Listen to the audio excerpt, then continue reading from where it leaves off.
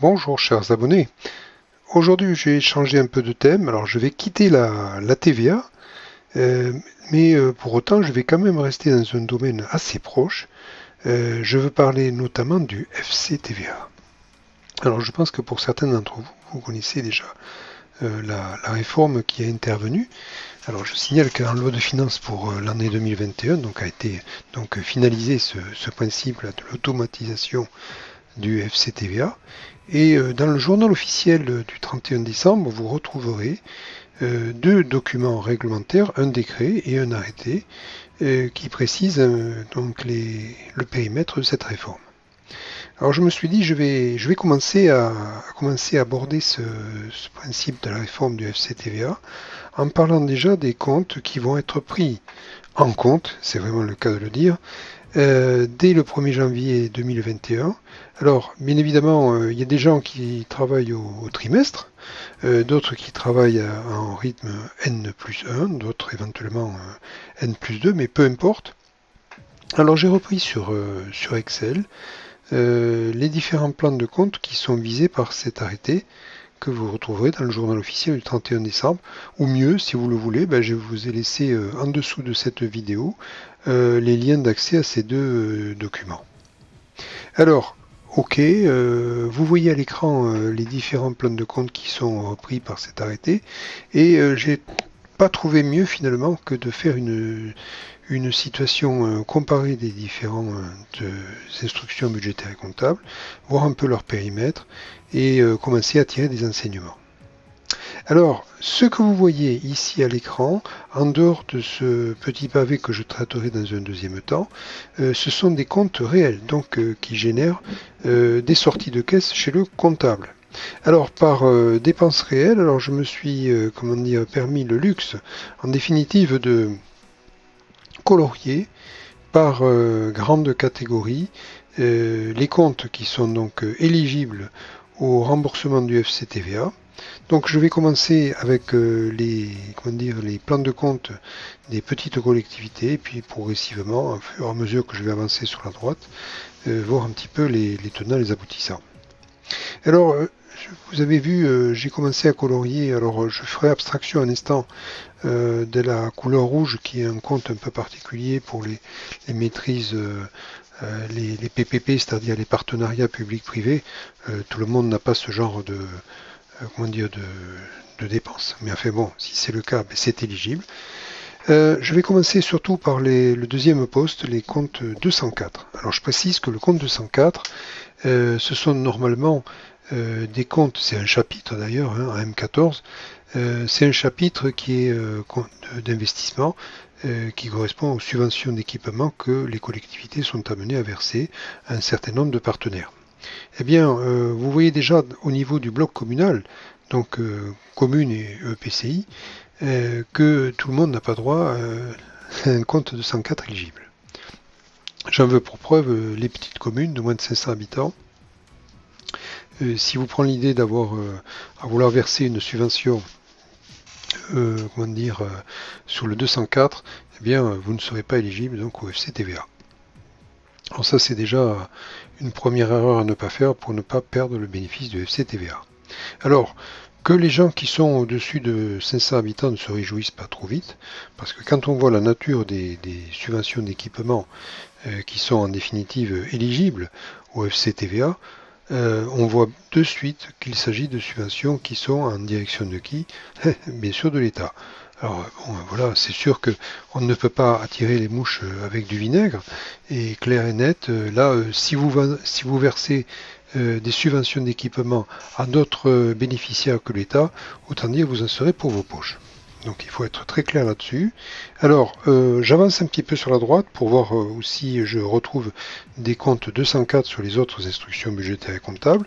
Et vous voyez que dans le cadre notamment de budget annexe, en M14 pour les CCAS, bon, c'est vrai que ce n'est pas leur rôle initial que de verser des subventions, donc là, vous n'y en avez pas. Les M14 caisse des écoles, si vous en avez un budget annexe, là aussi, c'est pas prévu.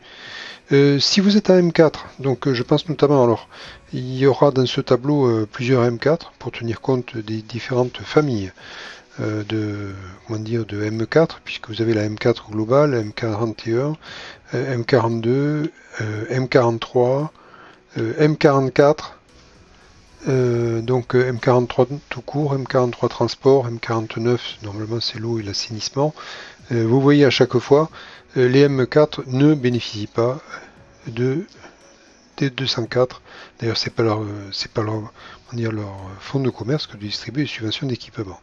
Ce que je dis aussi pour la M22, c'est le même problème. Hein, donc effectivement, vous n'avez pas droit si éventuellement vous deviez en verser. Mais enfin bon, c'est pas le rôle.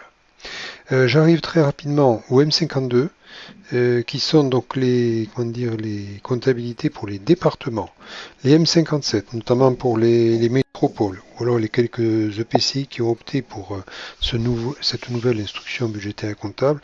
Là, oui, effectivement, vous avez là aussi des comptes 204 qui sont donc prévus pour être bénéficiaire donc du FCTVA.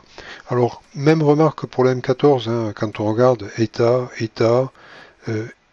intérêt national, autant dire vous avez quand même 3 subventions sur 6, non pardon, sur 5, autant pour moi, sur 5 qui sont éligibles au FCTVA, donc autant dire là aussi c'est assez fléché. Bon, vous avez la possibilité, soit en tant que département, soit en tant que métropole ou autre PCI, de verser des subventions au titre des biens mobiliers et des bâtiments et installations. Mais bon, pour autant, ce ne sont pas forcément les parents les mieux fournis. M61, c'est le plan de compte pour les SDIS, les services départementaux d'incendie et de secours. Là, normalement, ce ne sont pas des collectivités qui sont prévues, qui sont, censées verser des subventions, elles en reçoivent plutôt. M71, ce sont les régions. Ce que j'ai dit pour les départements et les métropoles, même réflexion. Donc c'est le même périmètre, c'est la même réflexion. Alors figure une dernière colonne, 831, c'est le CNFPT, mais je ne traiterai pas ce dernier groupe de collectivités, puisque bon, c'est vrai que ça travaille avec les collectivités, mais ce ne sont pas forcément les collectivités auxquelles j'ai pensé. Voilà, j'en ai fini avec les subventions d'équipement versées avec le compte 204. Je vais aller maintenant m'apesantir, je vais aller très vite. Je vais aller très rapidement sur les comptes 21 qui correspondent généralement à ce qu'on appelle la maîtrise d'ouvrage. Donc les dépenses d'investissement qui vont intégrer le patrimoine de la collectivité. Alors, c'est sûr que lorsque vous êtes une commune de moins de 500 habitants, on a l'impression que vous avez moins de comptes qui seraient éligibles au FCTVA. Alors c'est une illusion optique dans le sens où quand même il faut reconnaître vous avez des comptes qui sont beaucoup plus renseignés que c'est une comptabilité développée. Donc vous avez des comptes qui sont beaucoup plus fournis que lorsque vous êtes dans une comptabilité abrégée. Donc effectivement, voilà ce qu'on peut dire. Donc effectivement, on a beaucoup plus de comptes renseignés sur ces comptes à maîtrise d'ouvrage. Si on a quelques modifications, alors effectivement, quelques nouveautés, il n'y en a pas des masses. Bon, effectivement, quand on va sur la M14 des CCAS, la M14 des caisses des écoles, on voit que grosso modo, on est à peu près sur les mêmes périmètres. Donc effectivement, là, je dirais que là, il n'y a pas trop de soucis à se faire. Quand on va sur les M4, alors effectivement, là aussi, alors on suppose que vous êtes sur une M4 qui n'est pas soumise à la TVA, parce que sinon ça ne marcherait pas.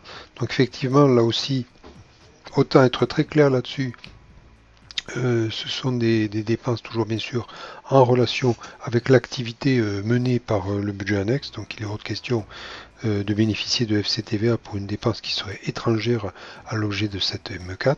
Alors ce que j'ai dit pour la M4, c'est un petit peu plus fourni pour la M41, bon, pour tenir compte un peu de ces activités là spécifiques à la production donc de chaleur. Hein. M42, donc effectivement là c'est beaucoup plus réduit. M43, alors encore plus, puisque là on est sur des opérations de transport. Alors M43 simple abrégé, ou M43 développé, donc c'est pour ça que vous avez cette différence. M49, là aussi, il n'y a pas 36 imputations qui vont pouvoir bénéficier. Ce que je pourrais dire pour les M22. M22, bon, ben là aussi, ce sont les ES-SMS, c'est-à-dire donc en clair les comptabilités notamment tournées par exemple l'enfance.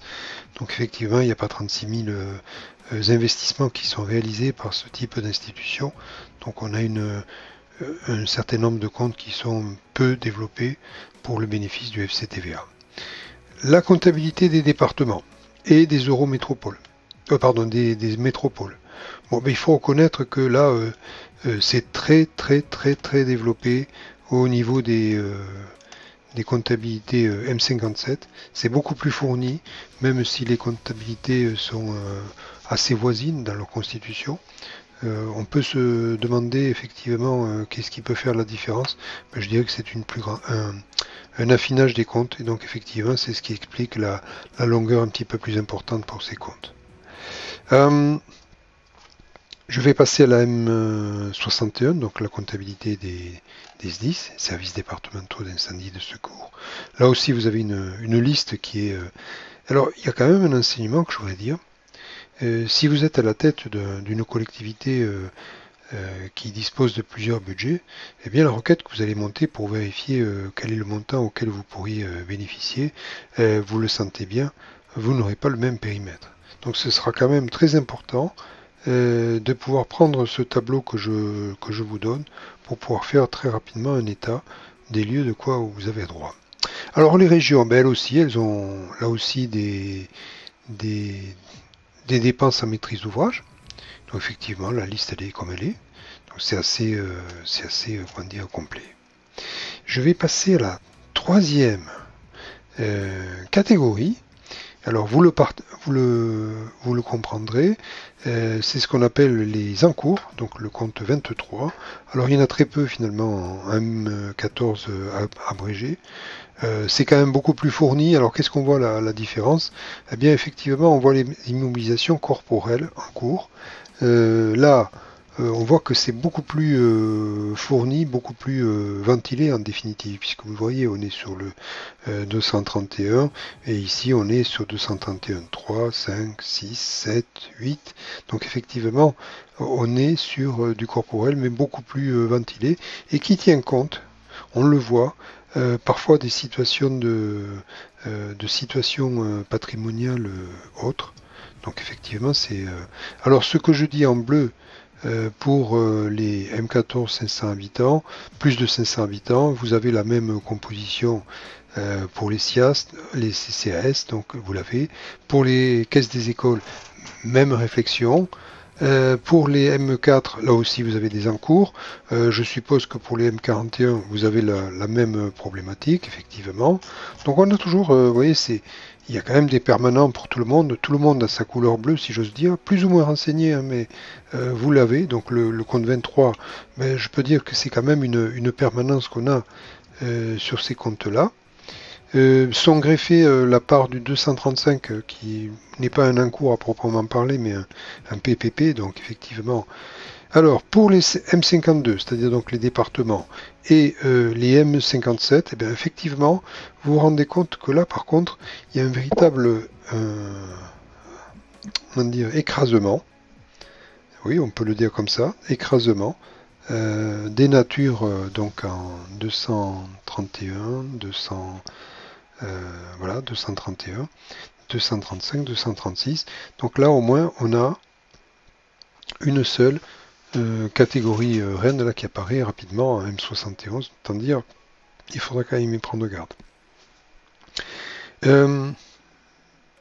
Vous voyez 231.3. Effectivement, ben, là, on peut penser que quand on passe par exemple de la M52 à la M57, vous avez quand même un certain nombre de natures qui se retrouvent noyées, donc c'est pour ça que vous avez une certaine simplification.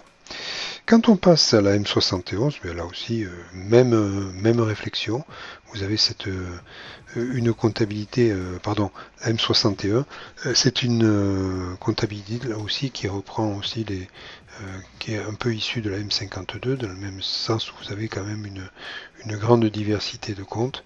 Donc effectivement, à terme, nous allons passer sur une M57 qui va pas mal simplifier les choses en termes de travaux en cours. M71, alors oui, effectivement, on a quelques cours, quelques en cours. C'est le même esprit finalement. La M57 est pratiquement la, la comptabilité sœur, la comptabilité même qui va assurer la succession le moment venu lors du passage à la M57. Alors, nous avons vu les encours. Je vais quand même passer à la comptabilité cette fois-ci. Alors, le FCTVA, c'est pas simplement que de l'investissement, c'est aussi une comptabilité aussi qui pour le fonctionnement qui est visé.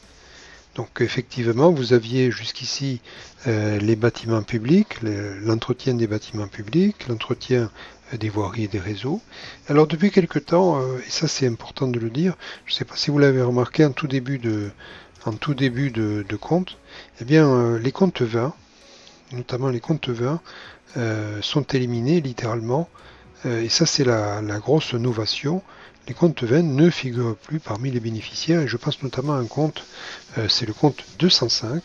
Ce compte 205 qui a accueilli notamment les achats de logiciels, eh bien étant dire c'est fini. Hein, le compte 205 ne sera plus là. Les études, bah, on va le voir tout à l'heure. Mais le compte 205, c'est la grande disparition. Alors, vous allez me dire, oui, on achetait des logiciels. Alors, je tiens à faire apparaître le compte qui va être utilisé sur toutes les nomenclatures. Alors, même en allant à droite, je vais vous éviter quand même ce voyage. Et donc dire que dorénavant, dans la mesure où vous avez quand même pas mal de fournisseurs de logiciels qui ne vous proposent plus d'acheter le logiciel, mais de le louer, comme certains, eh bien, ce n'est plus une dépense d'investissement, c'est une dépense de fonctionnement. Et heureusement pour nous, collectivité, cette dépense devient donc éligible au FCTVA, quand bien même c'est une dépense de fonctionnement. Alors, tout ce que je viens de vous présenter, c'est une liste de comptes où nous avons à faire des dépenses réelles, donc qui entraînent une sortie de caisse chez le comptable.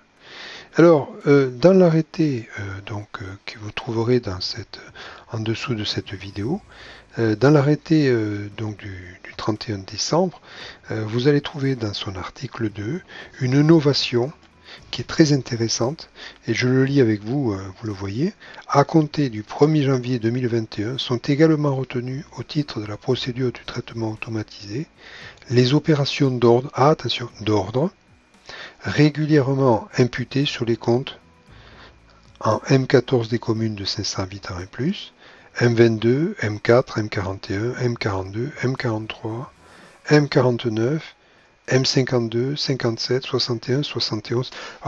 Alors qu'est-ce qu'il y a comme comptes qui sont repris? Les comptes 2031, ce sont ces fameux frais d'études qui, au bout d'un certain temps, sont greffés dans le principal qui est dans le compte 21. Donc effectivement, si vous avez ce type de frais d'études, mais effectivement, c'est très intéressant.